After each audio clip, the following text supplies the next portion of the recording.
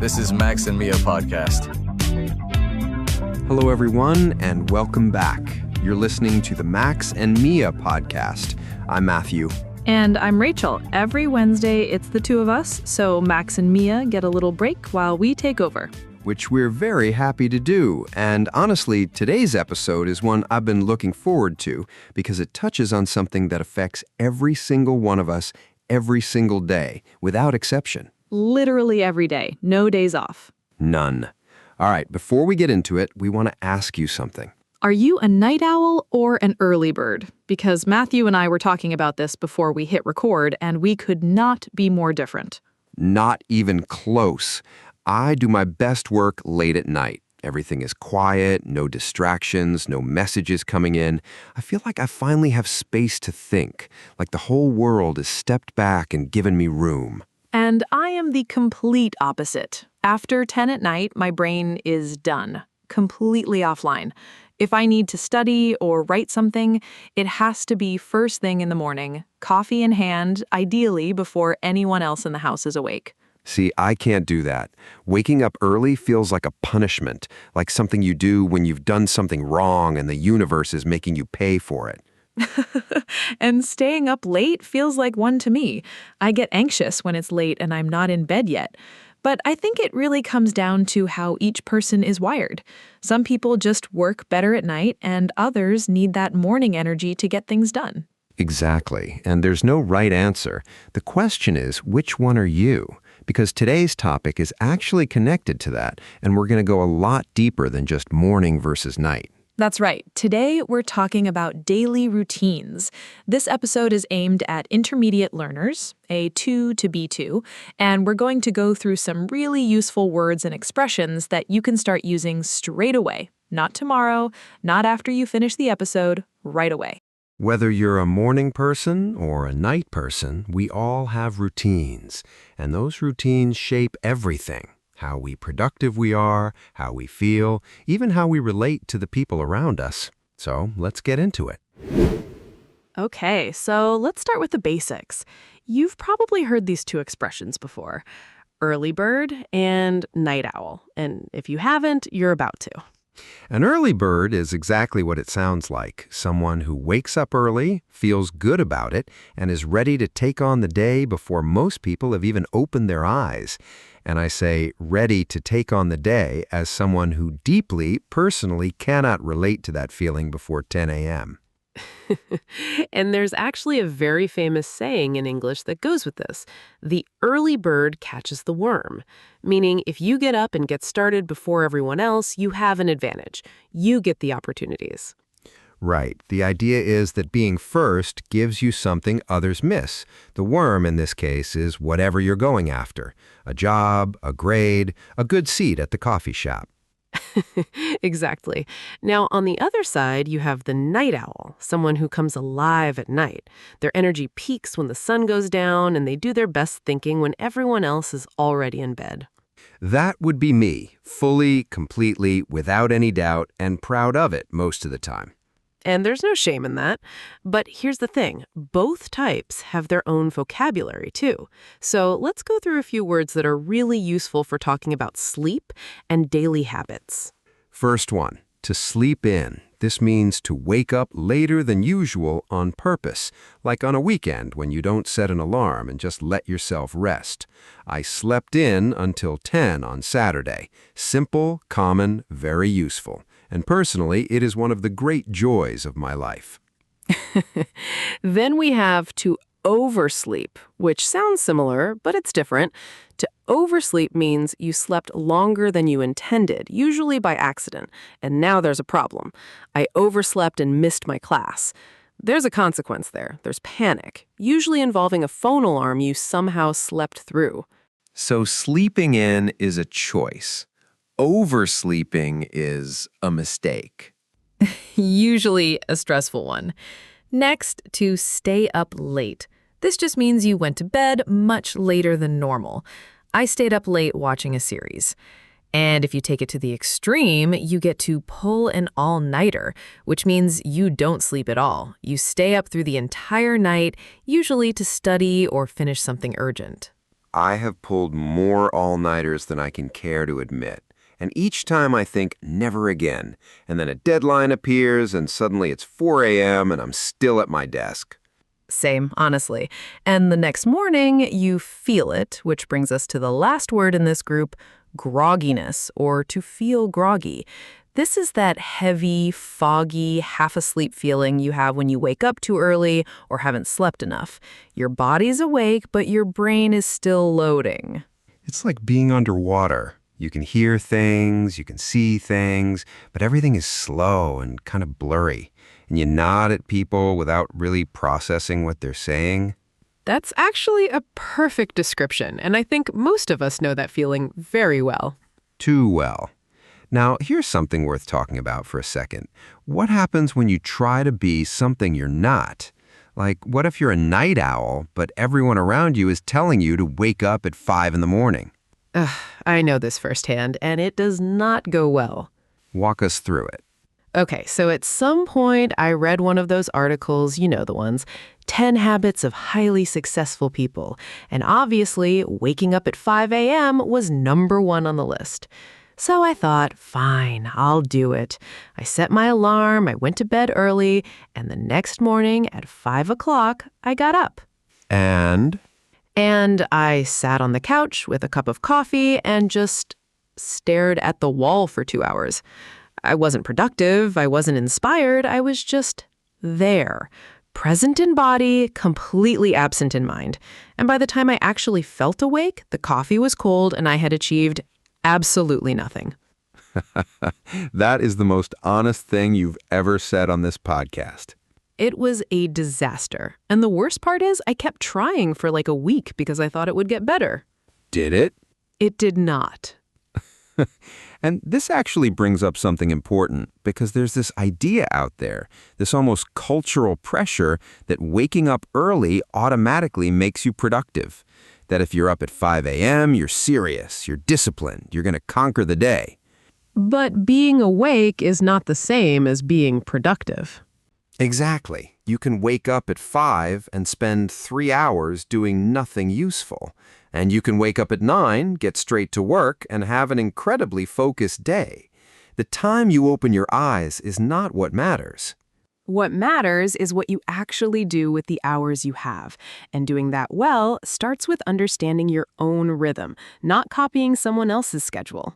Right. The world will try to sell you the idea that getting up before sunrise is the secret to success, but sometimes all you really get is tired earlier than everyone else. Okay, so we've been comparing ourselves this whole time without even realizing it. And that's actually the perfect way to get into the grammar section for today. Because we are genuinely, completely on opposite ends of this. We really are. So, comparatives. You probably already know the basics. I'm more tired than you. She wakes up earlier than him. That foundation is solid, and you need it. But today, we want to show you how to take that up a level and sound a lot more natural. Because native speakers don't just say more and leave it there. They add words that intensify the comparison. They exaggerate a little. And that's what makes it sound real, like something an actual person would say in a conversation. Exactly. So let's start with one that I personally use all the time. I'm nowhere near as productive as Matthew at night. Nowhere near. That phrase does a lot of work. It doesn't just say you're less productive. It says you're not even close. The gap is huge. It's a strong way to say the distance between two things is significant. Nowhere near as. So, for example, I'm nowhere near as functional as Rachel before 8 in the morning, which is completely true, by the way, completely verifiably true. I've seen the evidence. Okay, the next one, way more. As in, you're way more energetic than I am in the morning. Way more. That word way is doing the exaggerating here. It's informal, it's very common, and it sounds natural in conversation. You could also say way better, way harder, way longer. It works with most comparatives. And again, it signals that the difference isn't small, it's significant. There's real distance there. Right. Waking up at 5 is way harder for me than staying up until 2.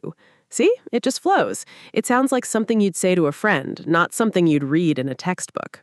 Now, the third structure is a superlative, and this one is really good. Nighttime is by far the most creative time for me. By far, that's the key phrase. When something is the best or the worst or the most anything, and you want to really emphasize it, really commit to that statement, you put by far in front. By far the most exhausting thing I've ever done was that week of 5 a.m. alarms. Still not over it. You're going to be talking about that week for years. Probably. But see how that works? By far signals that this isn't just the most, it's the most by a wide margin. There's nothing even close to it. So, to recap really quickly, nowhere near as for saying the gap is big in a comparison, way more for intensifying a comparative, and by far the most for emphasizing a superlative. And the best part is, you don't have to wait for a grammar exercise to use them. Next time you're talking to someone, try slipping one in. That was by far the best coffee I've had all week. Done. You're already using it. That's honestly how it sticks, not from a textbook, but from actually using it in a real sentence that means something to you. All right, so now we want to put all of that into context, because hearing vocabulary in a list is one thing, but hearing it in an actual conversation is where it really clicks. So we have an audio for you. 2 roommates, a shared kitchen, 6:30 in the morning. One of them has been up for an hour, full of energy, already planning the day. The other one just walked out of their room looking like they haven't quite returned to the living world yet. One of them stayed up until 3 in the morning finishing a project. You'll hear some of the words we covered today, and also a couple of expressions worth keeping an ear out for. We'll talk about those after. Listen carefully. Here we go. Morning. You're up early. Do you want some eggs? I'm making eggs. No, just coffee. Big plans today? I have a meeting at 8, then the gym, and after that, I need to finish that report. Oh, and I want to call my sister. I haven't spoken to her in like 2 weeks. How are you talking this fast right now? What do you mean? It's morning. I always feel good in the morning. It's 6:30. Yeah, exactly. The day is already starting. Did you sleep okay? You look a little tired. I went to bed at 3. 3 in the morning? Why? I was finishing the project for the Henderson account. I couldn't do it earlier. I just couldn't focus. But after midnight, everything kind of clicked. I got so much done. I don't understand that. I'm nowhere near as productive at night. After 10, I'm basically useless. And I'm nowhere near as productive at 7 a.m., so we're even. Fair enough. But aren't you exhausted now? A little groggy. It'll pass. I just need this coffee to kick in. You pulled an all-nighter, basically. Not completely. 3 hours of sleep, which is not great. But the project is done, so... I could never. I need at least 7 hours or I'm a disaster the next day. How do you do it? I don't do it on purpose. It's just how my brain works. I try to sleep early and I just lie there staring at the ceiling. But at night, everything is quieter and I can actually think. I guess. I just feel like you're always catching up on sleep. And I feel like you're always waking me up at 6:30 making eggs. Not a criticism, just an observation. Okay, point taken. I'll try to be quieter. Thank you. Okay, this coffee is helping. How are the eggs? Great, honestly. By far the best thing I've made this week. It's Tuesday. Exactly. Low competition. All right, maybe I'll have some eggs. There you go. Welcome back to the land of the living. Don't push it. Okay, welcome back. So, how was that? Hopefully you caught some of those words we talked about earlier. Groggy, pulling an all-nighter, staying up late. They all showed up pretty naturally in there. And there were also a few expressions that we haven't touched yet. So let's go through those quickly because they're really worth knowing. First one, everything clicked. Jamie says it when talking about working late at night. After midnight, everything kind of clicked. To click in this context means that things suddenly start to make sense or work well, like a puzzle piece falling into place. You can use it for understanding something, for a project coming together, even for meeting someone and feeling like the conversation just clicks. It's a really versatile one. I read the chapter 3 times and then it just clicked. Very natural, very common. Next, kick in. Jamie says, I just need this coffee to kick in. When something kicks in, it means it starts to have an effect. Usually you use it with medicine, caffeine, sleep deprivation, things that take a little time before you feel them. The painkillers took about 20 minutes to kick in. Same idea. Then there's catching up on sleep. Sam says to Jamie, I feel like you're always catching up on sleep. To catch up on something means to recover what you've missed. So if you slept badly for a few nights, you might sleep in on the weekend to catch up on sleep. You can also catch up on work, on a series, on messages. It always implies you fell behind on something and now you're trying to close that gap. And the last one, and honestly, one of my favorites, welcome back to the land of the living. Sam says it to Jamie when he finally starts to come around. It's a fixed expression, a little sarcastic, used when someone was so tired or out of it that they seemed almost absent. And now they're back, functioning, present. I have had that said to me more times than I'd like to admit. Same. Okay, and point taken. Short, useful, very common. When someone makes a valid point and you're acknowledging it, you say, point taken. It means, fine, you're right, I hear you. It's not a full apology, it's just a clean way of accepting that the other person had a fair argument. Good ones. All right, let's keep moving. So that conversation between Sam and Jamie, it's funny, but it also reflects something real. Because Sam isn't being mean. Sam genuinely doesn't understand how Jamie functions the way Jamie does. And I think a lot of people feel that from both sides. There's a real double standard here, isn't there? If you tell someone you woke up at 5:30 to go running, they say, wow, good for you, that's amazing.